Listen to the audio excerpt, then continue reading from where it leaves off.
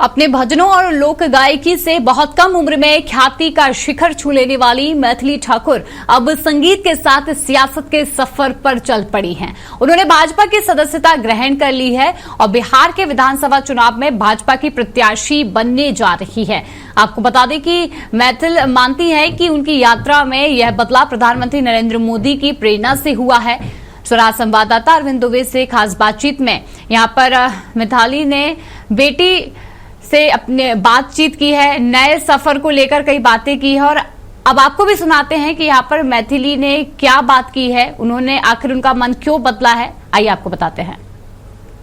सुर साधना के माध्यम से आप भगवान की सेवा कर रही थी और अब जनता जनार्दन की सेवा करने का आपका मन बना है, तो ये हृदय परिवर्तन मैथिली कैसे हुआ?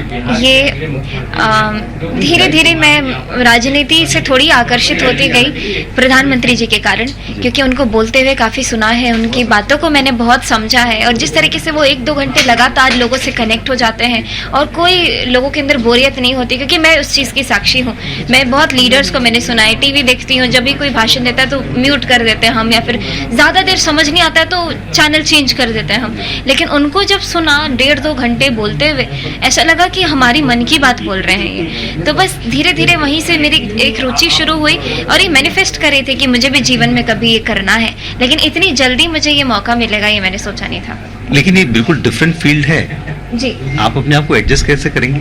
ये काफी लोगों की ये 4 दिन में पहले दिन जो मेरे सभी हितैषी, मुझे मेरे जितने अच्छे चाहने वाले लोग मुझसे यही पूछ रहे थे कि अपना करियर कैसे तुम छोड़ सकती हो, तो अपने बारे में सोचो कि इतना मेहनत से म्यूजिक किया है। तो अब लेकिन मेरे मन में वही नहीं आ रहा है कि मैं अपने बारे में क्यों सोचूं, सिर्फ मुझे अपने लोगों के बारे में सोचना है। जिस गाँव की मैं हूँ उन गाँव के लोगों पर क्या प्रभाव पड़ेगा, मैंने उनसे कितना आशीर्वाद लिया है, लेकिन वो लेकर के मैं उनसे दूर रह रही हूँ, दिल्ली रह रही हूँ। बीजेपी नेता नित्यानंद राय जी से क्या बात हुई थी?